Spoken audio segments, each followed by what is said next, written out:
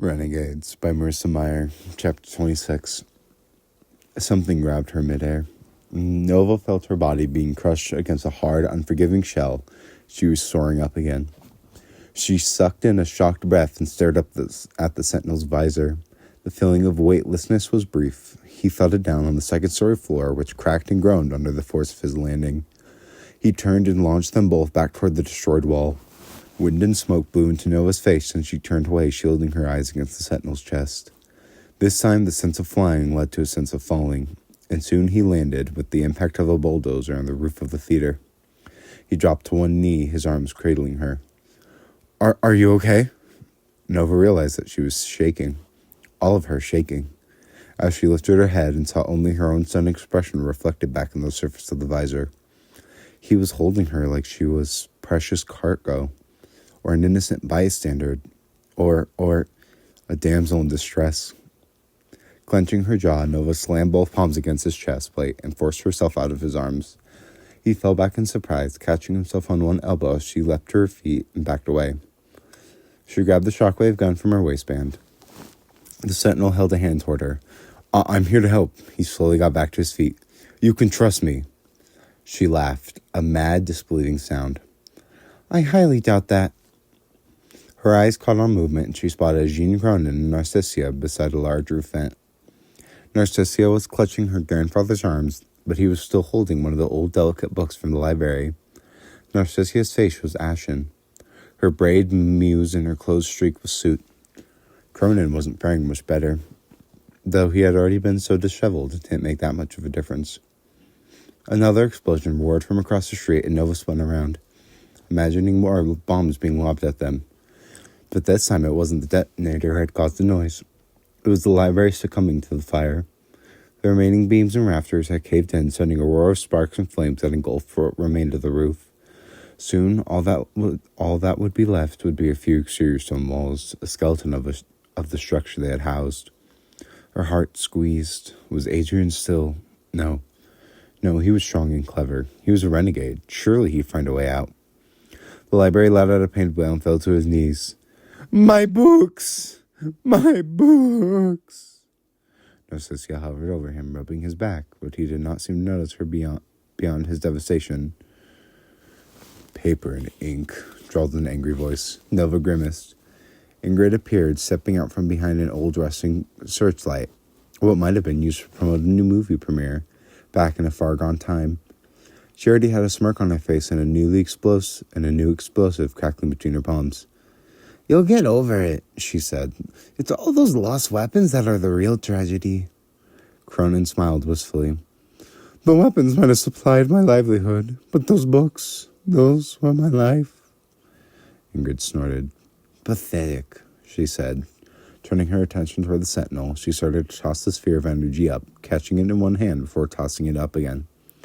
Well, if it isn't the Renegade's shiny new toy, who would have thought you'd be involved in this little raid too?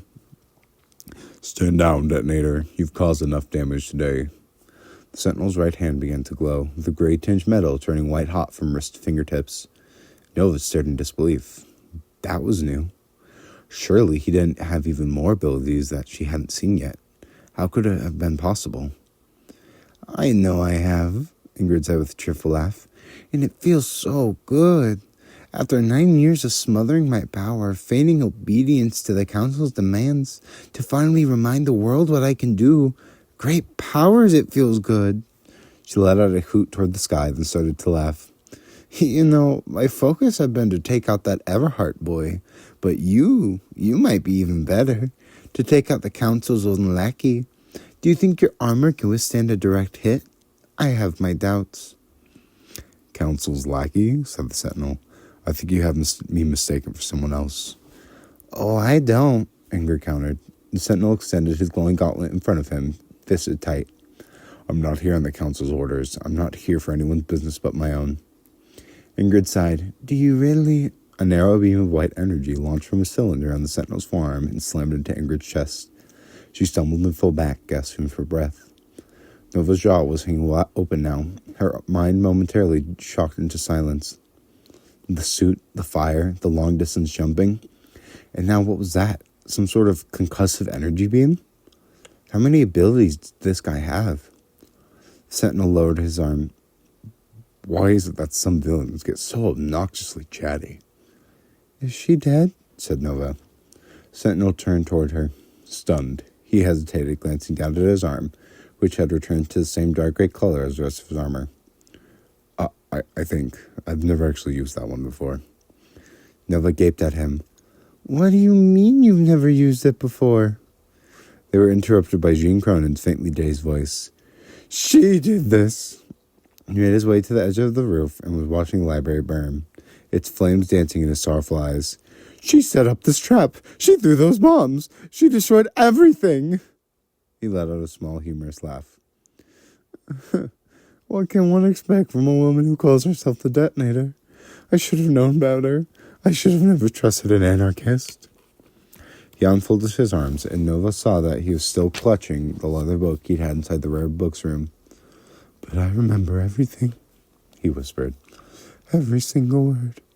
This knowledge, it will not be lost. He shut his eyes, and his face took on a look of exultation, of deep-driven purpose.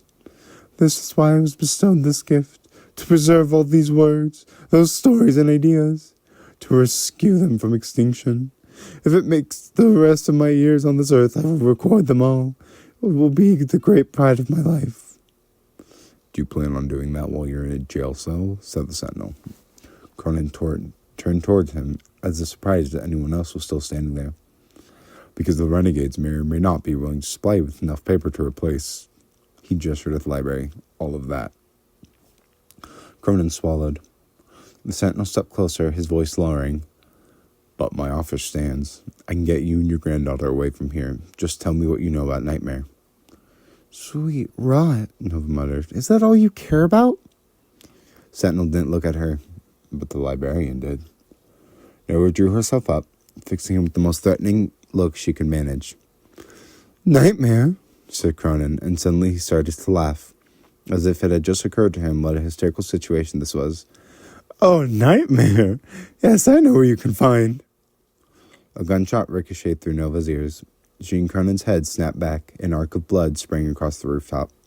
His body seemed to sway, momentarily suspended, before he collapsed backwards. The book he'd been holding tumbled open beside him, its crisp yellow pages fluttering. Narcissia screamed. The world paused. Nova stared at the blood sprayed across the wall and thought she knew it was red. Everything seemed suddenly swathed in gray. Her lips were parted, but she might have stopped breathing. Her wide, disbelieving eyes swept toward Ingrid, landing on the gun in her hands. Ingrid raised her chin. There was little to read on her face.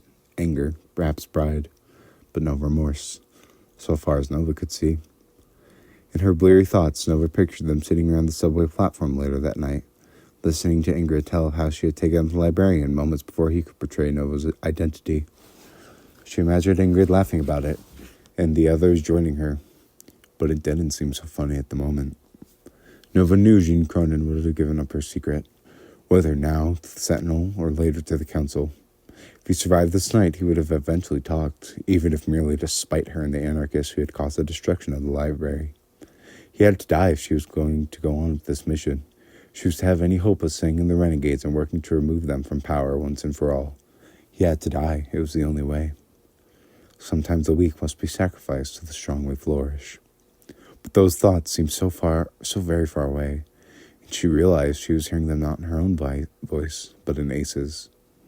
As she watched Narcissia fall, sobbing over her grandfather's body, Nova knew that she could not have killed him, not even to protect herself.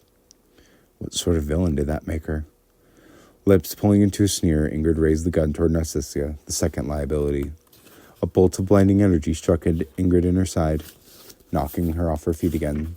The gun flew out of her hand. A second blast followed almost immediately, sending her rolling a few times until her shoulder struck the rusted spotlight. The Sentinel stormed towards her, his arms glowing, preparing to fire again, when a flash of blue struck the rooftop at his feet. The explosion sent him soaring through the air and over the rooftop's ledge and left a crater of cracked concrete where he had stood. Stop it! Nobody yelled. Stop blowing things up! Just stop! Ingrid sat up, gripping the side of the spotlight with one hand and preparing another bomb with the other.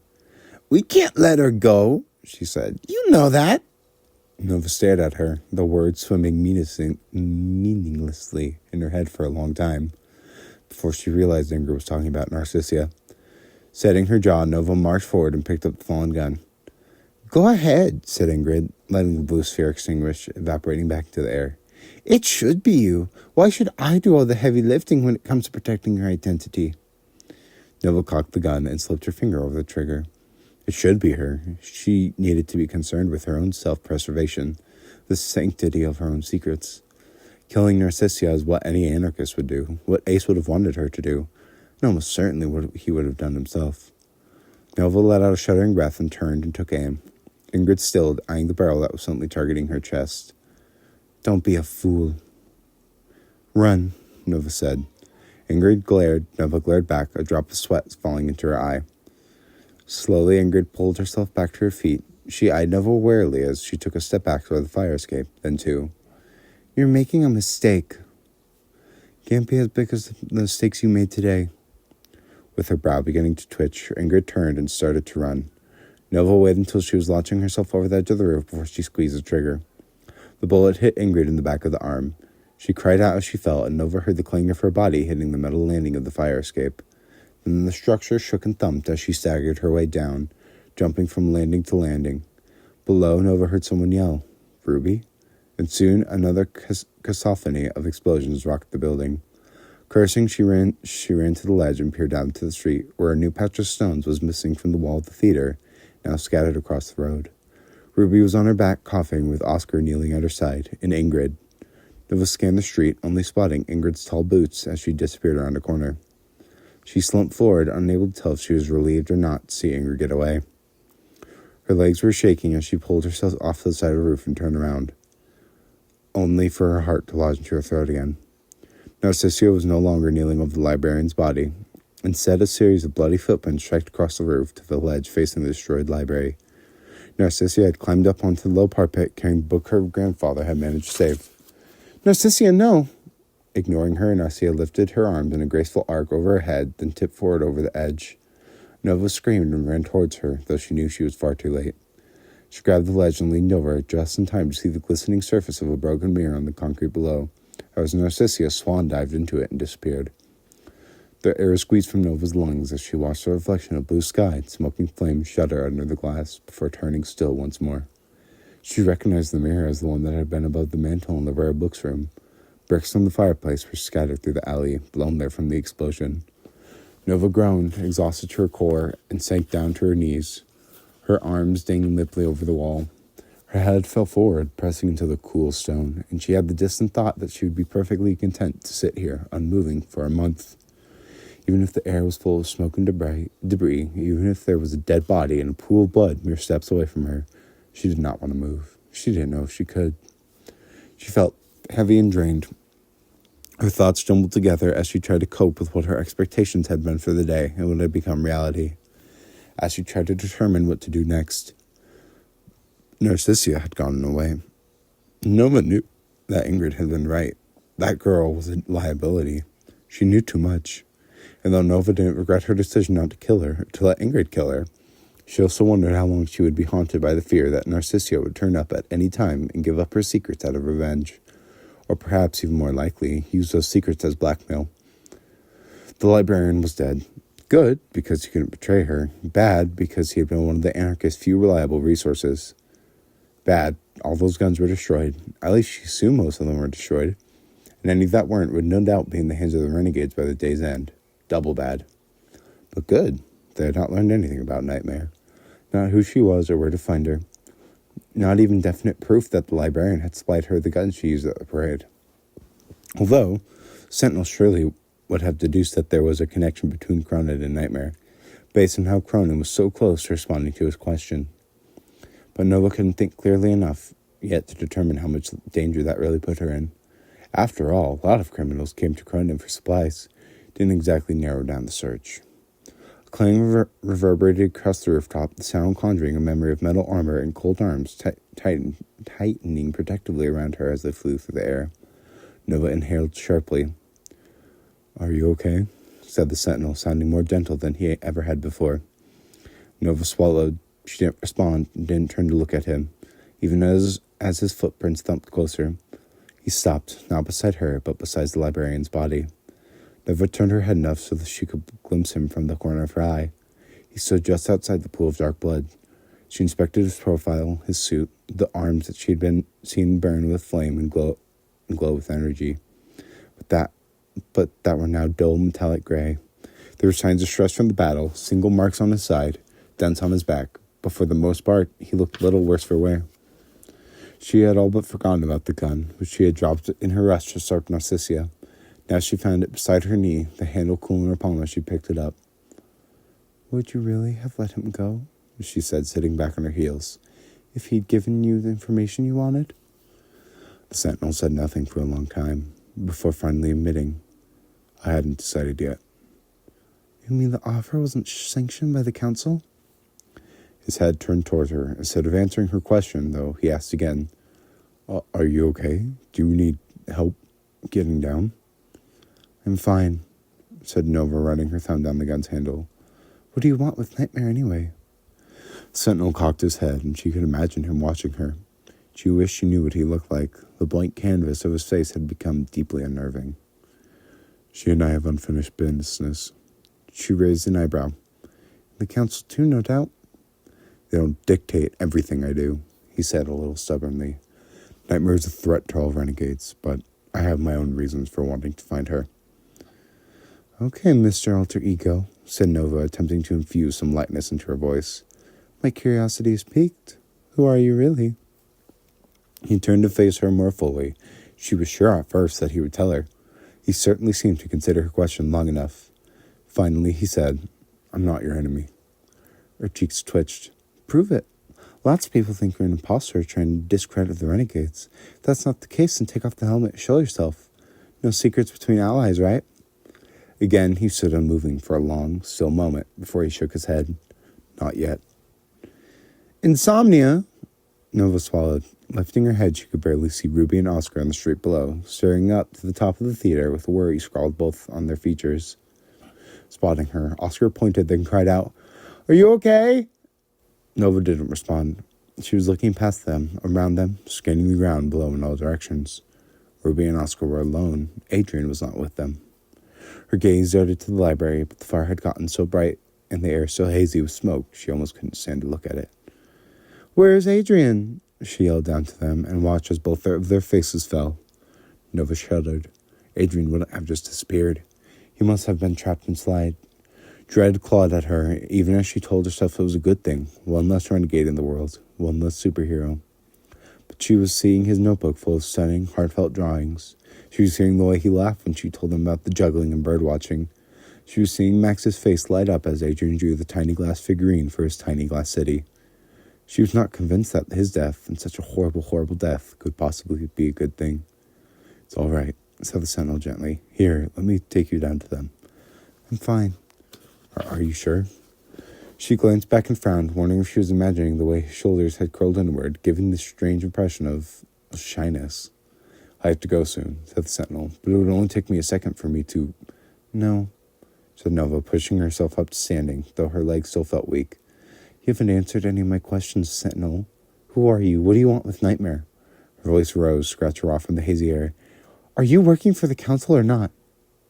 "I can't tell you any of that. I'm sorry." He did, in fact, sound apologetic, but that only served to stoke Nova's fury.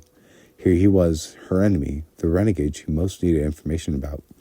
So far, she felt like she'd learned nothing that she didn't already know yesterday.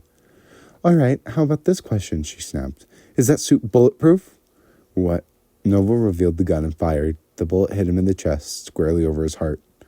The bullet did not penetrate the armor, but he still cried out and stumbled back, though whether in pain or surprise, Nova couldn't tell. She frowned.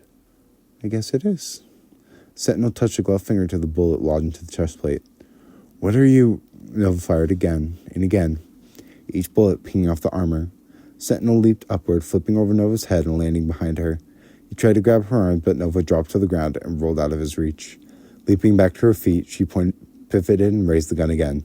"Stop," the sentinel demanded, lifting both hands in supplication. "I'm not fighting you. I'm on your side." "I just witnessed you try to strike a deal with a villain," Nova yelled. "You won't give up your identity, and you all but admitted that you don't follow the council's laws. That makes you a criminal." She shot again, but this time the sentinel dodged, throwing himself behind the spotlight. Nova marched after him. So, you're either a villain who's pretending to be on the renegade side, or you're a brand new class of renegade, and for whatever reason, the council doesn't want to know about it. Which is it, and why? She ran the spotlight, only to be knocked down as the sentinel slammed into her.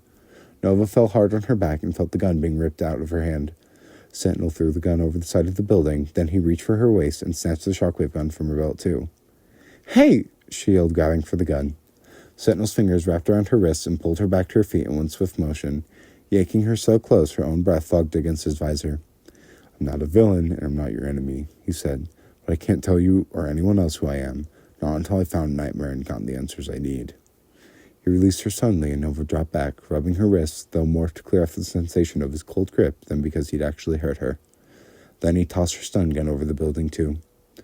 Hey! Nova yelled again. I made that one! Sentinel didn't answer.